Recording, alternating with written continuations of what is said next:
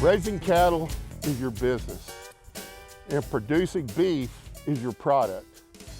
And like any business, the lower your cost of producing your product, the greater your profits are going to be. As a beef producer, your greatest cost is your forage. But if you know what your forage costs actually are, and with the proper planning, you can increase your efficiency, thus your profits, even in a down market.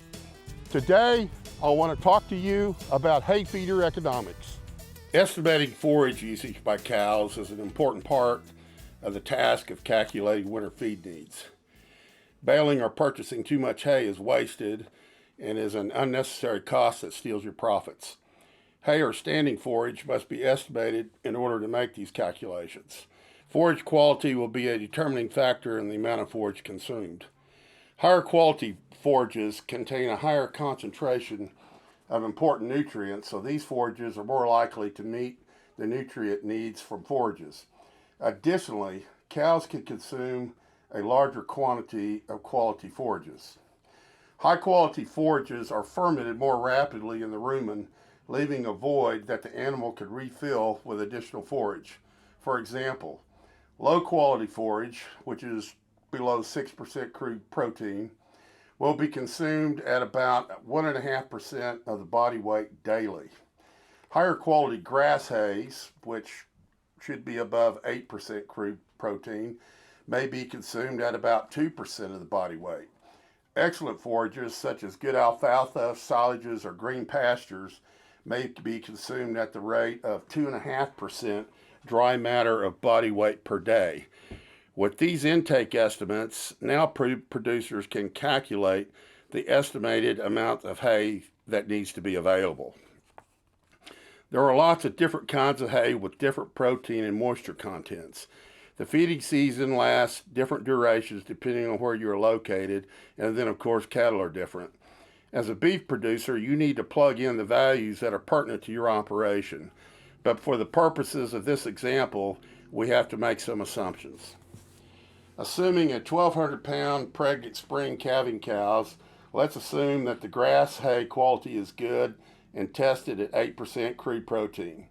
Cows will voluntarily consume 2% of the body weight, which is, in our example, is 24 pounds per day. The 24% is based on 100% dry matter. Grass hays will often be 7 to 10% moisture. If we assume the hay is 92% dry matter or 8% moisture, then each cow will consume 26 pounds of hay per day on an as-fed basis. Unfortunately, we have to consider hay wastage. This is just a fact.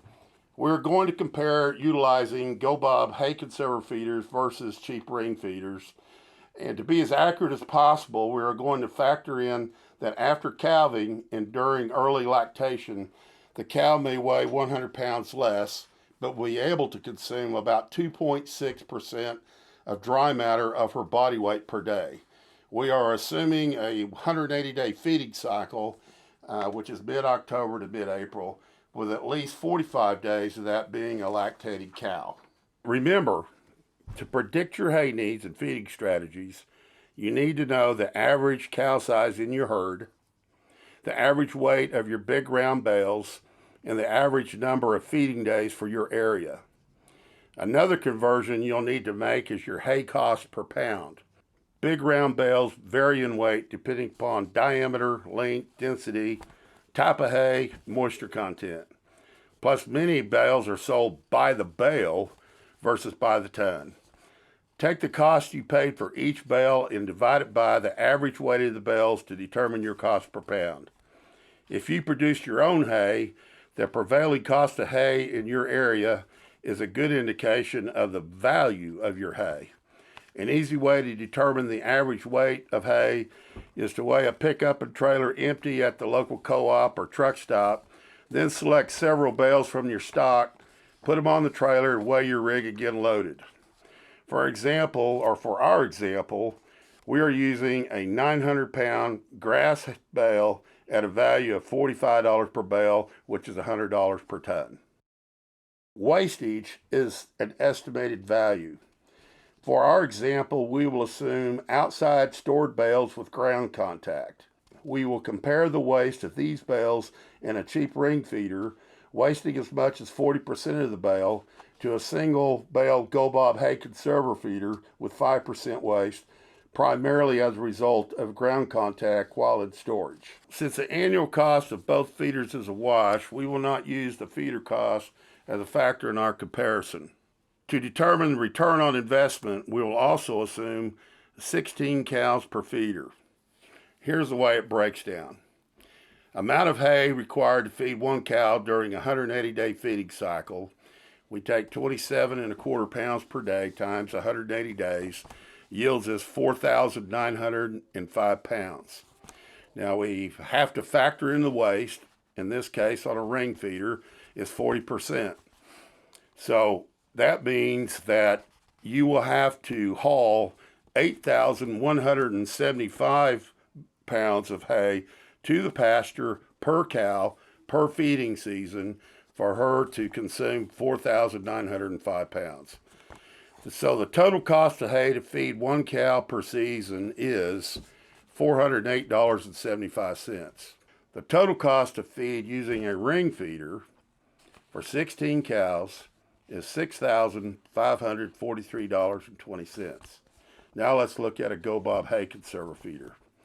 We've got the same amount of hay required during the 180-day feeding cycle of 4,905 pounds, but we're going to factor in a waste of only 5%, so you only need to haul 5,163 pounds to the pasture per cow per feeding season. So the total cost per cow per season is $258.15. That gives you the total cost of feed using a GoBob hay conserver feeder of $4,130.04. So you're actually saving $2,413.16 per feeder. That, my friends, is a 37% savings. Now let's get down to brass tacks.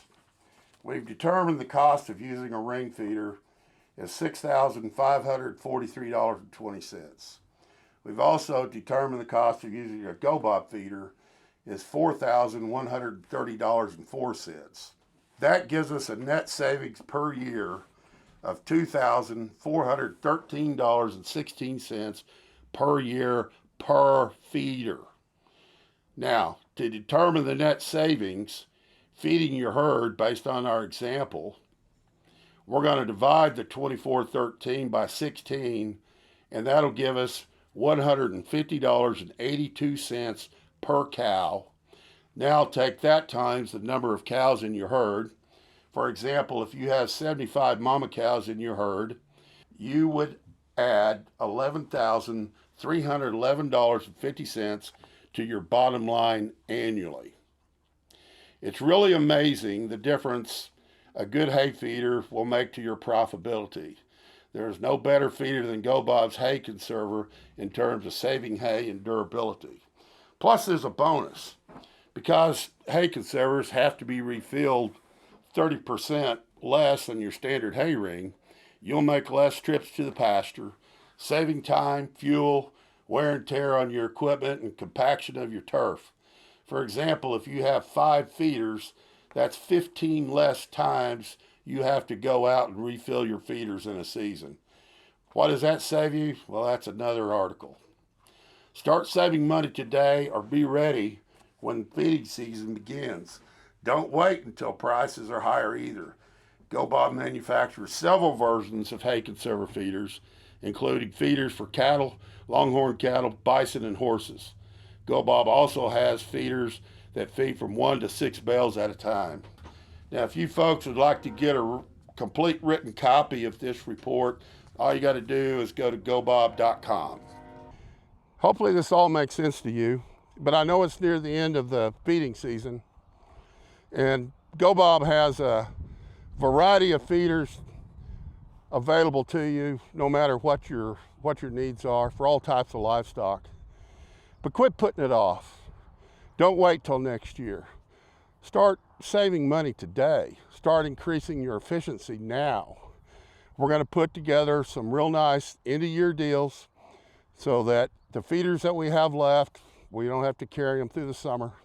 So if you want one of these deals and you want to start saving money, do the smart thing. Call us today. Thank you.